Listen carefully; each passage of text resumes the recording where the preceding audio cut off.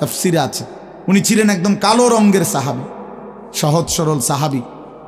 এইখানে বৈশাই একটা চিৎকার দিছে জান্নাতের আকাঙ্ক্ষায়, ওইখানে ইন্তেকাল করছে। আল্লাহ নবী সাল্লাল্লাহু আলাইহি সাল্লাম বলছেন, লাকাদ আখরাজা নাফসা সাহিবিকুম আশ-শাওকু ইলাল জান্নাহ, তোমাদের সাথী জান্নাতের শৌক আগ্রহে জীবন দিয়ে দিল। দেখো, जान दिए दिलो जान, निकल जाए दम तेरे कदमों के नीचे, यही दिल की हसरत यही दिल की आरज़ू है। আল্লাহর প্রিয় বান্দারা এটা বলে যে হে বড় মাওলা, আপনার কদমের নিচে জীবন দিয়ে দিলাম। এটাই ছিল দিলের তামান্না, এটাই ছিল দিলের আফসোস, আহাজার। সাহাবায়ে কেরাম যখন আল্লাহর জন্য শহীদ হইতেন, অসংখ্য সাহাবীদের জীবনীতে আছে, যুদ্ধের ময়দানে যখন শহীদ হইতেন রক্ত মাখা শরীর নিয়া, শেষ মুহূর্তে সাহাবীরা একটা কথাই শুধু বলতেন, ফুস্তু ওয়া রাব্বিল কাবা, কাবার রবের কসম আমি কামিয়াব হয়ে গেলাম, আমি সফল। ফুস্তু অর্থ হলো আমি সফল হয়ে গেলাম, সফল হয়ে গেলাম। তার মানে শহীদ ব্যর্থ হয় নাই, শহীদ কি হয়েছে? সফল হয়েছে। শহীদ জীবন পেয়েছে, নতুন করে জীবন পেয়েছে। এই জন্য আমার ভাই, আল্লাহর জন্য আল্লাহর কথা শুনলে দিলের হালাত এমনই হওয়ার কথা।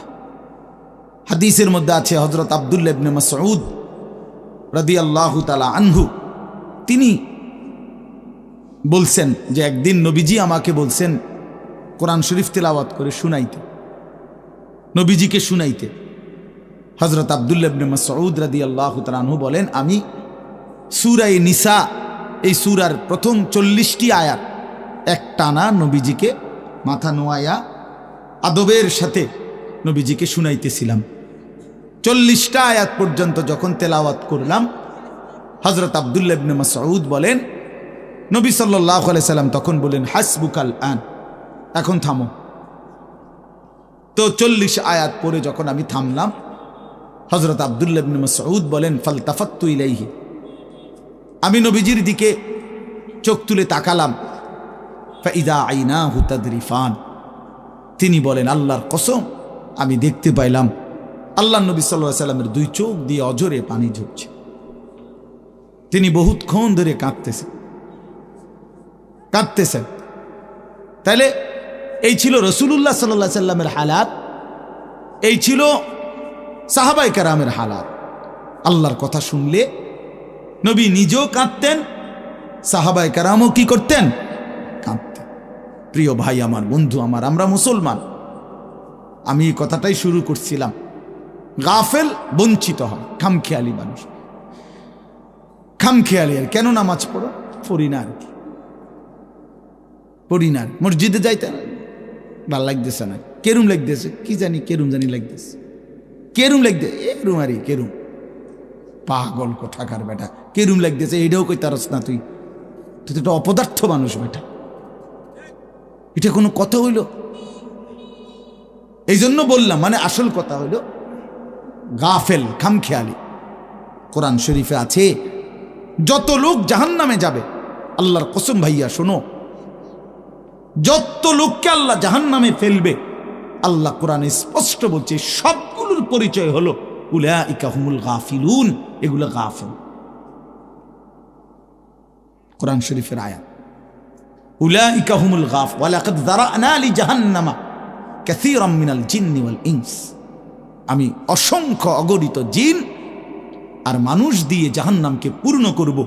আল্লাহ বলেন এই সবগুলো নাফরমানের পরিচয় উলাইকা হুমুল গাফিলুন, এরা গাফেল, এরা গাফেল ছিল, খামখেয়ালি করছে, খামখেয়ালি। আমি নয়তো হায়াত দিয়েছি, আওয়ালাম নুআম্মিরকুম মা ইয়াতাযাক্কারু ফীহি মান তাযাক্কারা। আল্লাহ তাআলা জাহান্নামীকে বলবে, এই জাহান্নামী বান্দা, মনে তো করো যেটুকু হায়াত দিলে আমার বন্দিগি করতে পারতাম, এটুকু হায়াত, এটুকু সময় আমি তো তোমাকে দিয়েছি বান্দা। তুমি বলো কোন সময়টা, কোন সুযোগটা আমি দেই নাই বান্দা, বলো। বলো বান্দা, 1টা বাজে জোহরের আজান হইছে, 3:45 বাজে আসরের আজান হইছে, 3.5 ঘন্টা তো 12 রাকাত বা 10 রাকাত জোহরের নামাজ পড়তে কি 3.5 ঘন্টা লাগে? বলেন মরণ। তাইলে যুবক কেন নামাজ পড়লা না? তুমি কি হায়াত পাও নাই? তুমি কি সুযোগ পাও নাই? 4 রাকাত ফজরের নামাজ পড়তে কি 1 ঘন্টা সময় লাগে? তো আল্লাহ তাআলা কি সময় দেয় নাই? আল্লাহ কি হায়াত দিল না? কেন না ফরমানি করল? বন্ধু আমার, আল্লাহ বলবেন এই কথা, আওয়ালাম নুআম্মিরকুম, বলো বান্দা, আমি কি তোমাকে হায়াত দেইনি? আমি কি তোমাকে সময় দেই নাই? কোরআন শরীফে আছে আল্লাহ বলছেন এটা। কোরআন শরীফে আছে আল্লাহ বলছেন, জাহান্নামী চিৎকার করবে আর বলবে, আল্লাহ একটু সময় দেন, একটু বিরতি দেন, 1টা মিনিট কদ্দুর আমারে জিরাইতে দেন, আমি পারতেছি না মালিক, আগুনে। এই মালিক, আমার শরীরটা জ্বইলা পুরা ছাই হয়ে গেছে, আমি আর পারছি না মাওলা, আমার একটু বিরতি দেন, 10টা মিনিট কদ্দুর বিরতি দেন, এই আগুন আমি সইতে পারছি না। আল্লাহ তাআলা বলবেন, লা ইউফাত্তারু আনহুম, না নাফরমান, 1 সেকেন্ডের বিরতি মিলবে না। অহুম ফীহি মুবলিসুন, আল্লাহ বলে জাহান্নামী চিরদিন অনন্তকাল মলিন চেহারা, বিমর্ষ চেহারা নিয়েই পড়ে থাকবে, কোনদিন তার মুখে হাসি ফুটবে না। আর ওমা যালামনাহুম ওয়ালাকিন কানু হুমুজ জালিমিন, আল্লাহ তখন বলবে, নাফরমান জাহান্নামী, আমি তো তোমার উপরে জুলুম করি নাই বান্দা, তুমি তো নিজেই নিজের উপরে জুলুম করেছিলে। আমি জুলুম করি নাই, আমি যতগুলো হুকুম করেছি, যতগুলো নিষেধ করেছি বান্দা, প্রতিটা হুকুম পালন করার যোগ্যতাও আমি শরীরে দিয়েছি। তুমি যদি রুকু করতে না পারতা আমি বলতাম না, তুমি যদি সেজদা করতে না পারতা তাইলে আমি হুকুম করতাম না। আমি তো গাছকে বলি নাই সেজদা করতে, তোমারে বলছি। আমি তো মাছকে বলি নাই সেজদা করতে, তোমাকে বলেছি, কারণ তোমাকে তো যোগ্যতাও দিয়েছি। ইন্না হাদাইনাহুস সাবিলা, আল্লাহ বলেন আমি তো বুঝাইবার জন্য আমার পক্ষ থেকে প্রতিনিধিও পাঠিয়েছি, আমি তো বুঝবার জন্য আসমানি কিতাবও দিয়েছি, নবীও দিলাম, রসুলও দিলাম, ওলামায়ে কেরামকেও দিলাম, কিতাবও দিলাম, শরীরেও মানার যোগ্যতা দিলাম। তাইলে কেন পারলা না বান্দা? নামাজ পড়ার যোগ্যতাও আছে, বুঝাইয়া বলার লোকও আছে, বুঝবার মতো কিতাবও আছে, কেন পড়লেন না বলেন? আপনারা যে কেউ যদি সিদ্ধান্ত নেন 2 রাকাত নামাজ পড়বেন, তাহলে আপনাদের শরীরে পড়ার যোগ্যতা আছে কিনা? আপনারা যদি সিদ্ধান্ত নেন কিভাবে পড়ব, তো এই কথা বুঝাইয়া বলার জন্য কোনো আলেম আছে কিনা? যদি বলেন কোরআন থেকে কইলেন, তো এটা দেখানোর মতো কিতাব আছে কিনা? তো কি সমস্যার কারণে পারলেন না? বন্ধু বলেন, প্রিয় ভাই বলো, আমার নওজোয়ান সন্তানরা বলো, ভাইয়া কি কারণে পারলা না? আজকের সারাদিনে 5 ওয়াক্ত নামাজ কেন পড়তে পারলা না দোস্ত? কেন পড়তে পারলা না? হ্যাঁ, এই পৃথিবীতে কত বন্ধুর কত আবদার রক্ষা করলেন, পরম বন্ধু মহান আল্লাহ পাকের কোনো আবদার রক্ষা করলেন না। সামান্যটুকু উপকার যে করছে তারে কতবার থ্যাংক ইউ দিলেন। 24 ঘন্টা যিনি লালন পালন করছে তারে একবারও সেজদা দিলেন না। এই নাফরমান, তুই এত বড় গাদ্দার কেমনে হইলি বেটা? বেনামাজির চাইতে বড় গাদ্দার আর কে হইতে পারে? বেনামাজির চাইতে বেয়াদব, অসভ্য আর কি? বেনামাজি অসভ্য, বেনামাজি শয়তান। যার কপালে সেজদা নাই ওই শয়তান, ওইটা শয়তান। আমি বললাম, আল্লাহর কোরআন বলছে ইবলিস তুই সেজদা দিলি না, আজকের থেকে তুই শয়তান। ইবলিস রে এর আগে শয়তান বলতো না, বলতো না, আজকের থেকে শয়তান, আজকের থেকে রাজিম, ফখরুজ ফাইন্নাকা রাজিম। আল্লাহ বলছে বের হ বেঈমান, কেন সেজদা দিলি না? ফাইন্নাকা রাজিম, আজকের থেকে ইবলিস তুই অভিশপ্ত। এজন্য বেনামাজি অভিশপ্ত, বেনামাজি শয়তান। ওয়া ইন্না আলাইকা লানাতা ইলা ইয়াউমিদ্দিন।